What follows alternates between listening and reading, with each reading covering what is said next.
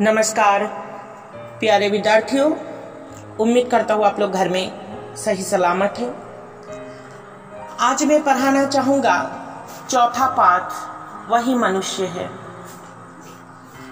राष्ट्रकवि मैथिली शरण गुप्त के रचित ये कविता बहुत ही एक प्रेरणादायक कविता है।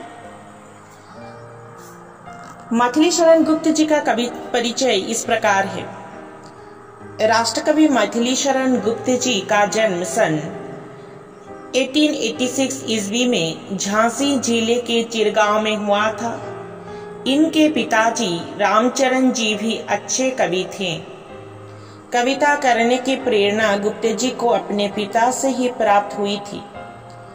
बचपन में ही बुंदेलखंड में प्रचलित लोक महाकाव्य आल्हा खंड से उनके मन में राष्ट्र प्रेम और देशद्वार की भावनाएं अंकुरित हुई थी।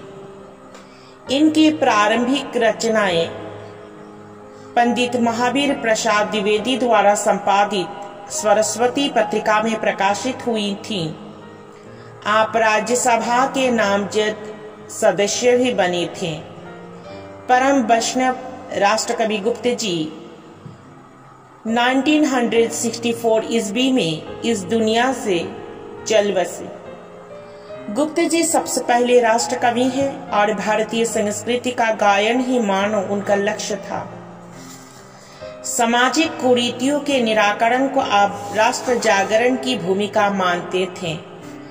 ये स्वदेशी आंदोलन के गीता स्वरूप भारत भारती में देखा जा सकता है। पीड़ित और उपेक्षित नारी के प्रति गुप्त जी बड़े सहानुभूतिशील थे। इसका परिचय हमें उर्मिला, यशोधरा, सरंधी, शकुंतला और सीता के प्रति उनके दृष्टिकोण से मिलता है। संक्षेप में गुप्त जी का काव्य राष्ट्रीयता, विश्व बंधुत्व, अछूतोद्धार, समाज सुधार, आस्तिकता आदि गुणों से पूर्ण है। साकेत गुप्त जी द्वारा रचित महाकाव्य है। इनके अलावा यशोधरा, जयद्रथ वध, कावा और करवला, पंचवती, किसान, शकुंतला, कुणाल गीत, भारत भारती आदि प्रसिद्ध रचनाएं हैं। इनकी भाषा सरल, सुबोध, प्रांजल और संस्कृत तत्सम शब्द बहुला है। यह है राष्ट्रकवि मैथिली शरण गुप्त जी का कवि परिचय। वही मनुष्य है कविता। विचार लो कि मृत्यु हो न मृत्यु से डरो कभी, मरो परंतु यो मरो की याद जो करे सभी। हुई न यो सुमृत्यु तो वृथा मरे, वृथा जिए, मरा नहीं वही की जो जिया न आपके लिए। यशु यही पशु प्रवृत्ति है कि आप ही सदा चरे, वही मनुष्य है कि जो मनुष्य के लिए मरे। उसी उदार की कथा सरस्वती बखानती, उसी उदार से धरा कृतार्थ भाव मानती। उसी उदार की सदा सजी कृति पूजती, तथा उसी उदार को समस्त सृष्टि पूजती। अखंड आत्म भाव जो असीम विश्व में भरे, वही मनुष्य है कि जो मनुष्य के लिए मरे। क्षुधार्त रंतिदेव ने दिया करस्थ थाल भी, तथा दधीसी ने दिया परार्थ अस्थि जाल भी। उशीनर क्षितिज ने स्वामांस दान भी किया। सहचर्य वीर कर्ण ने शरीर चर्म भी दिया। अनित्य देह के लिए अनादि जीव क्या डरे, वही मनुष्य है कि जो मनुष्य के लिए मरे। रहो न भूल के कभी मंदांठ तुच्छ वित्त में, सनाथ जान आपको करो न गर्व चित्त में। अनाथ कौन है ये यहाँ, त्रिलोकनाथ साथ है, दयालु दीनबंधु के बड़े विशाल हाथ है। अति भाग्यहीन है अधीर भाव जो करे, वही मनुष्य है कि जो मनुष्य के लिए मरे। भावार्थ इस प्रकार है।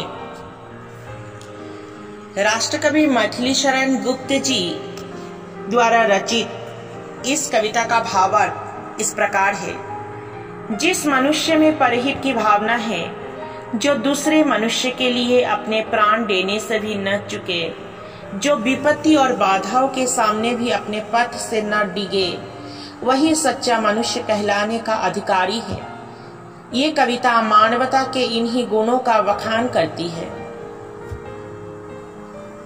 माथिली शरण गुप्त जी द्वारा रचित इस कविता में कवि ने ये कहना चाहते हैं कि मनुष्य मरणशील है। उसे इस बात का ज्ञान होना चाहिए। मनुष्य को मृत्यु से कभी डरना नहीं चाहिए, किंतु मनुष्य को इस बात का ध्यान रखना चाहिए कि वो ऐसी सुमृत्यु को प्राप्त करे जिससे सभी लोग उसे मृत्यु के बाद भी याद रखें। गुप्ते जी कहते हैं कि उस मनुष्य का जीना या मरना व्यर्थ है जो स्वयं के लिए जीता हो। स्वयं के लिए जीने वाले मनुष्य को कवि पशु के समान बताते हैं। कवि की दृष्टि में सच्चा मनुष्य वही है जो दूसरों के हित के लिए जिए और जो उदार व्यक्ति होते हैं उनकी उदारशीलता को पुस्तकों और ग्रंथों में स्थान देकर उनका बखान किया जाता है, उसे सराहा जाता है।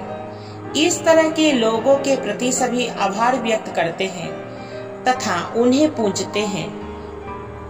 कवि ये भी कहना चाहते हैं कि जो मनुष्य संसार में एकता और अखंडता के भाव को फैलाता या स्थापित करता है, उसकी कृति का संपूर्ण संसार में गुणगान किया जाता है। अतः सच्चा मनुष्य वही है जो दूसरे के लिए जीता है।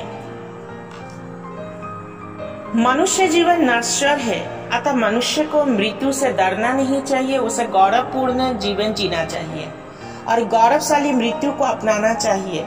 स्वयं के लिए जीना पशु प्रवृत्ति है और मनुष्य के लिए जीना मरना मनुष्यता है।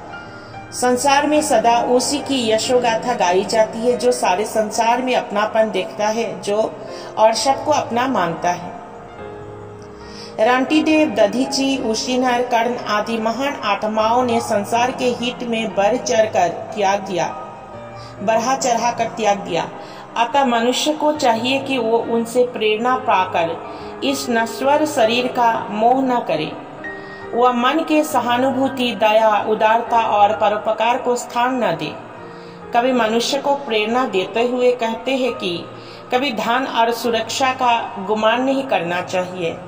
इस संसार में कोई अनाथ नहीं है, सब पर आत्मा का हाथ है। एक परमात्मा ही सबका पिता है। चाहे लोगों का कर्म विविध हो, किंतु अंतरात्मा से सभी एक है। इसलिए हर मनुष्य को दूसरे मनुष्य के व्यथा हरने का प्रयत्न करना चाहिए। वही मनुष्य है। कविता की विषय वस्तु या मूल भाव इतना ही है। धन्यवाद।